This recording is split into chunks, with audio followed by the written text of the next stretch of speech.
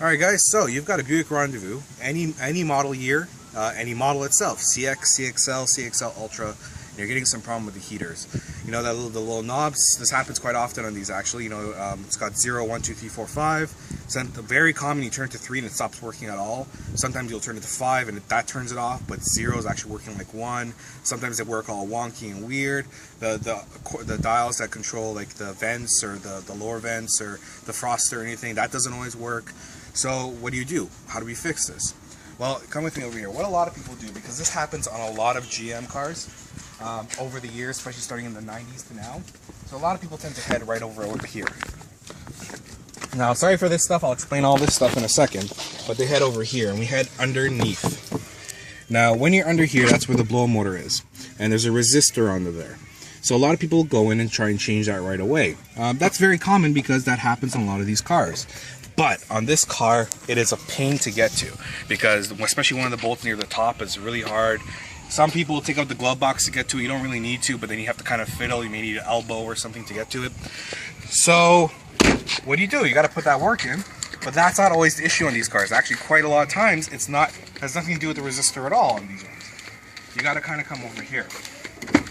Now, it's actually within the heater controls itself, and I'll show you what you got to do to take apart the car, what you got to do to change it, and kind of get that working for you. One thing to note, the actual heater control part itself, which is this part here, and we'll get to that in a moment, can be hugely expensive. Just the regular one, the CX, this is the CX model version, this will cost $450 to the dealer or more. The CXL, which has like the kind of knobs that you can turn for, dual climate control, that can be up to over $550. And don't even get me started on the CXL Ultra, which has an LCD in the front here. That can be $650, $700. Again, even more than that. You can pick one of these up used on eBay, or even when you have one of your local kind of places like in Canada, we have Kijiji or something like that. However, you never know what you're getting. Always good to also check a junkyard, right? You can find them really cheap. I got this one for like 50 bucks with a bunch of other parts at a junkyard. Well, actually not this one. This is the bad one. I'll show you that in a sec. Or you can even get them, like I said, eBay, 60 to 160 bucks. That's probably your best bet. But let me show you what to do here. Now, right off the bat, we're going to have to go underneath here. And I'll tell you what, it's kind of awkward to get under there. This is easy to take off, though. What you really have is you have a light bulb. Just pull these clips out. You'll see it's very easy. 3 clips. Don't worry about breaking them. GM is notorious for having these clips breaking, but luckily on the Rendezvous they're not so bad. I haven't had any really break. I've done quite a few works on different Rendezvous. So it's just a 3. 1, 2, 3. And once you kind of pull that off, you reach out, get the light bulb, just unscrew it and pull it out. Right by the accelerator, this will be on kind of a threaded bolt.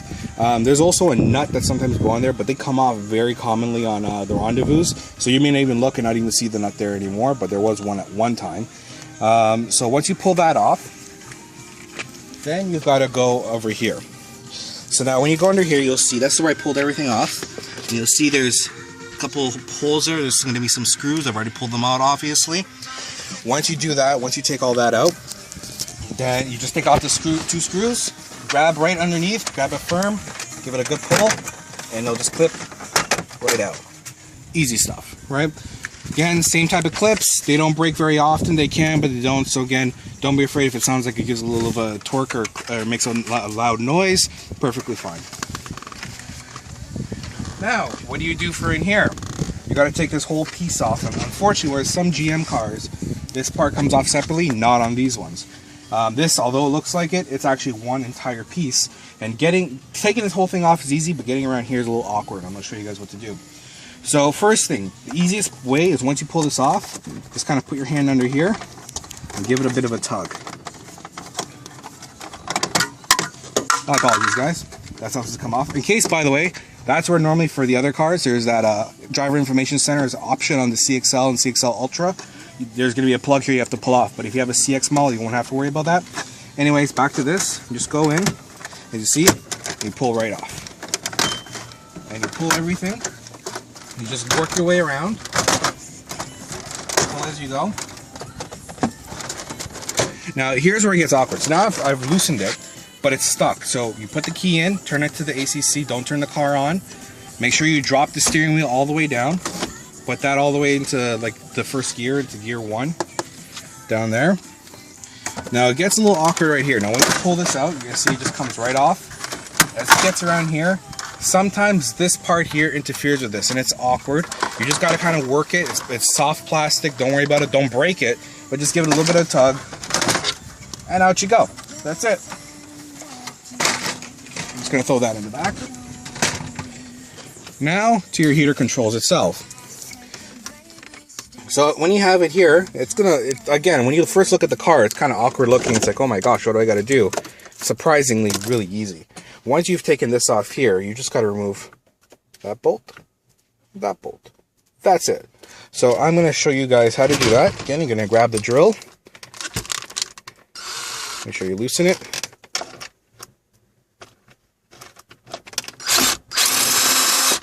Bolt out. And other bolt out. There you go. Believe it or not, guys, that's it.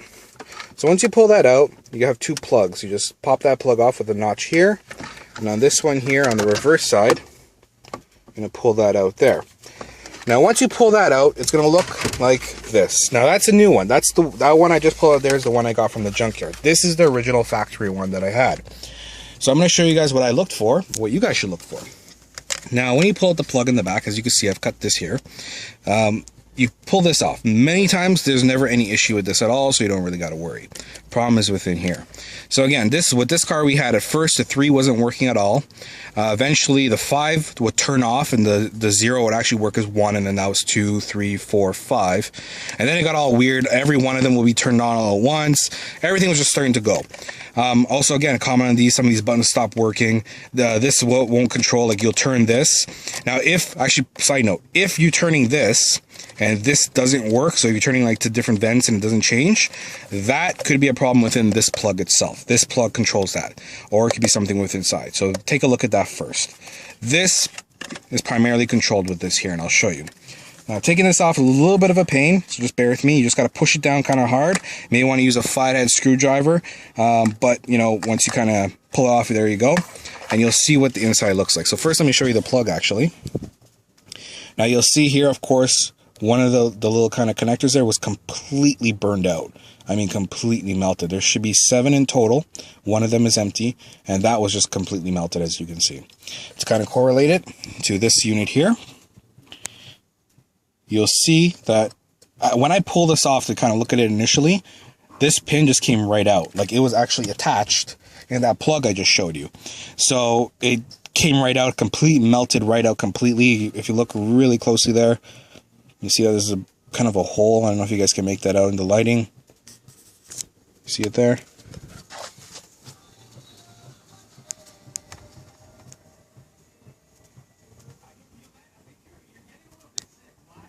Sorry guys, I'm trying to get the best lighting, but it's kind of hard to see because the whole plug in itself is black, but you get the idea. You can see kind of the pin is missing in itself. It's melted right through. Once I put the new one in, now of course, also to mention that plug, this same little plug here to get it from the dealer, 25 bucks for something like this. So all I did is the same time when I got this from the junkyard, I went and I cut the plug with it. But this is actually, this plug here is the new plug I put in. I just cut over here, spliced the wires together with some connectors, typed it all up, and away you go. Everything now works perfectly fine. Now if you go in here, start this baby up, take a look. So I have it on the vents just so you guys can hear it. Turn down the music here.